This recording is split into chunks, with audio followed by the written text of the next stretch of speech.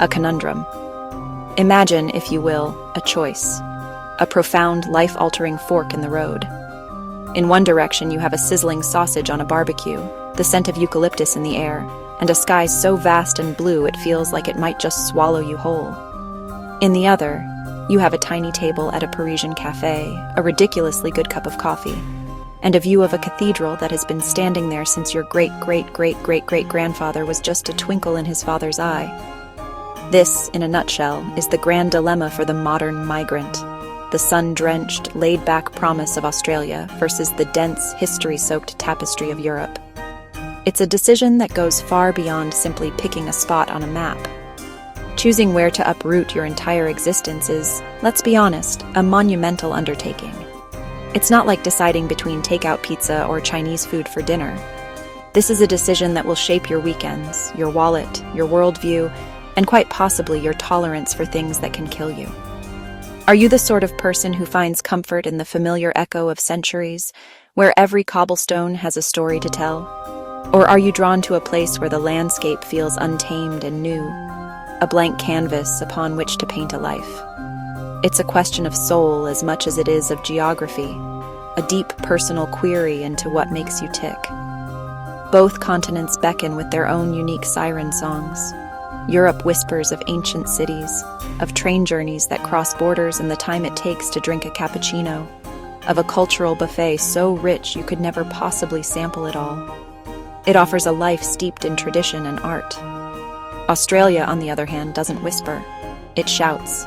It bellows a cheerful invitation to come and have a go, to embrace the sunshine, the space, and a lifestyle that seems permanently set to casual Friday.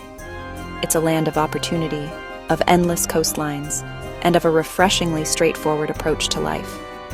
This decision, then, is a heavyweight championship bout for your future. In one corner, you have the seasoned, worldly champion, Europe, with its millennia of experience and its sophisticated charm. In the other corner, the young, energetic challenger, Australia, with its raw power and infectious optimism. Each presents a compelling argument for why it should be your new home. The task is to look beyond the glossy travel brochures and the romanticized notions, and to figure out which of these vastly different worlds truly aligns with the person you are and the life you wish to lead. It's a big ask, but then, the best adventures always are. Let's talk about the thing that makes the world go round, and more importantly, pays your rent money. When it comes to the economic landscape, Australia and Europe are two very different beasts. Australia, as of this fine month of August 2025, boasts a rather handsome national minimum wage, hovering around 25 Australian dollars per hour. This translates into some of the highest take-home pay in the world, which is certainly nothing to sneeze at. The key industries here are mining, healthcare, and construction. If you can dig something out of the ground, care for an aging population, or build a house that won't fall down, Australia will probably welcome you with open arms and a healthy paycheck. Europe, being a collection of nearly 50 countries, is a bit more of a mixed bag. You can't really talk about the European job market in the same way. In economic powerhouses like Germany or Switzerland, you'll find high wages and a voracious appetite for engineers, IT specialists, and finance wizards. The unemployment rate in these nations is enviably low, sitting around 3%. However, wander over to parts of Southern or Eastern Europe and the picture changes. Wages are lower, unemployment can be a persistent headache, and finding a job might require a bit more patience and a lot more local language skills. It's a mosaic of prosperity and struggle, all packed onto one continent. The skills in demand also tell a fascinating story. Australia is crying out for practical, hands-on professionals. Think nurses, electricians, teachers, and agricultural scientists. They need people to build and maintain the country, to educate its children, and to care for its citizens. It's a pragmatic, needs-based job market. Europe, while also needing healthcare workers, has a huge demand for tech talent. Software developers, cybersecurity experts, and data analysts are treated like rock stars in cities like Berlin, Dublin, and Amsterdam. There's also a perpetual need for those in the tourism and hospitality sectors, catering to the continent's endless river of visitors. So, the economic choice is not straightforward. Australia offers a high floor, a strong minimum wage, and a solid safety net that benefits nearly everyone. It's a place where a tradie can earn as much as, if not more than, an office worker. Europe, on the other hand, offers higher peaks in certain specialized fields and countries, but also deeper valleys. Your professional background plays a huge role. Are you a skilled tradesperson looking for a comfortable life? Australia might be your ticket. Are you a tech guru aiming for the top of a global company? A European tech hub could be calling your name. Now for the less glamorous but utterly essential part of the equation. How much does it cost to actually live? You can earn a king's ransom, but if a loaf of bread costs its weight in gold, you're not really any better off. In Australia, particularly in major cities like Sydney and Melbourne, the cost of living can be eye-watering. The culprit in chief is housing. Renting or buying a property in a desirable urban area can feel like a financial assault. A simple one-bedroom apartment can consume a startling portion of that generous paycheck we just discussed. It's the great Australian paradox: high wages chased by even higher living expenses. Daily life in Australia also comes with a hefty price tag. A cup of coffee might set you back $5 Australian, a pint of beer $12, and a casual meal out can easily climb to $30 per person. Groceries, transport, and utilities are all on the pricier side compared to many other parts of the world. The upside, however, is that high purchasing power we mentioned. While the numbers on the price tags are big, the wages are often big enough to match them, allowing for a comfortable, if not extravagant, lifestyle for many. You just have to get used to seeing larger numbers flying out of your bank account for everyday items. Across the pond in Europe, the cost of living is a game of dizzying variety. Life in Zurich or London will drain your funds with a speed that is truly breathtaking, rivaling or even surpassing Sydney. Yet you could live like royalty for a fraction of that cost in Lisbon, Prague, or Budapest. The continent offers an incredible spectrum of financial realities. You can find a city to match almost any budget. Groceries and dining out are generally more affordable, especially when you move away from the tourist-heavy capitals. The joy of buying fresh produce from a local market in Spain or Italy for a handful of coins is a pleasure Australia can rarely match. The big trade-off in Europe is often space. That affordable apartment in Berlin or Rome might be charmingly historic, but it will also likely be, to put it politely, cozy. You trade sprawling backyards for proximity to a bakery that has been making the same perfect croissant for 100 years. Housing in the most sought-after European cities is still expensive and competitive, but the range of options is vast.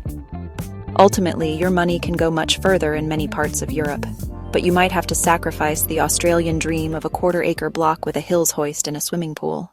Beyond the practicalities of money and jobs lies the very heart of the matter: the way people live. Australian culture is inextricably linked to the outdoors. It is a nation that lives and breathes under the sun. The weekend ritual is sacred. A trip to the beach, a hike in a national park, or a barbecue in the backyard with friends. Life is active, informal, and centered around a shared love for sport. It doesn't matter if it's cricket, rugby, or a game of footy you don't quite understand. Sport is the social glue, the national conversation, the very rhythm of the country. This outdoor-centric life fosters a culture that is famously laid back and egalitarian. There's a general belief that everyone deserves a fair go, and a suspicion of anyone who takes themselves too seriously. Conversations are direct. Friendships are easily formed over a shared beer, and the social calendar is dictated by the weather. It is a young, optimistic culture, less burdened by the weight of ancient history and more focused on the promise of the future. It's a place where you can reinvent yourself, where what you do is more important than where you came from. It's simple, in the best possible way. Then you have Europe, which is less a single culture and more a glorious, chaotic collision of dozens of them. You can drive for 2 hours and find yourself in a place with a new language, new food, and a new set of social rules. The culture here is found indoors as often as out, in museums housing masterpieces, in concert halls resounding with classical music, in tiny pubs that have been serving patrons for 500 years. History is not something you read about in a book. It is the very fabric of the cities, a constant living presence in everyday life. Life in Europe is, by its very nature, more formal and layered.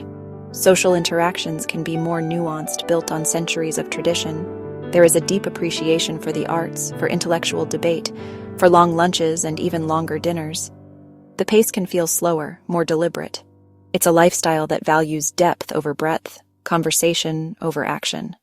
You might not have a giant backyard, but you have the entire history of Western civilization on your doorstep, waiting to be explored one weekend trip at a time.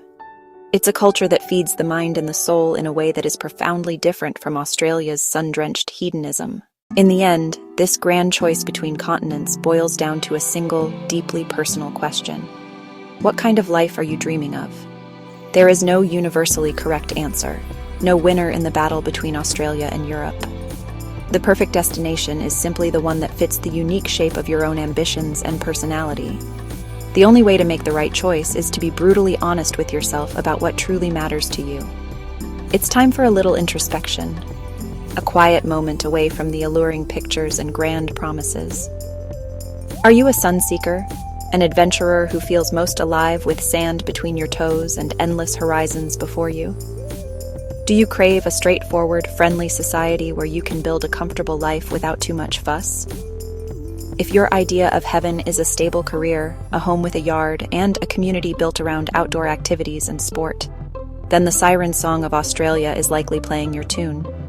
It is a land that rewards pragmatism, hard work, and a cheerful disposition. It offers a wonderful life full of light and space. Or perhaps you are an old soul, a history buff, a culture vulture who yearns for depth and diversity. Does the thought of spending a weekend exploring Roman ruins or getting lost in the Louvre make your heart beat faster? If you thrive on intellectual stimulation, artistic beauty, and the thrill of constant discovery, then Europe is your spiritual home. It offers a life of unparalleled richness, a chance to be a small part of a very long and fascinating story. It's a choice for those who want their world to be a library of endless, fascinating chapters. Ultimately, the decision rests on whether you want your life's canvas to be vast, open, and sun-bleached, or intricately detailed and shaded with the patina of age. One promises a brilliant, straightforward adventure, the other a complex and endlessly fascinating journey. So ask yourself, are you packing your swimmers and sunscreen or your best walking shoes and a well-worn history book? The answer will tell you everything you need to know about where on this remarkable planet you are truly meant to be.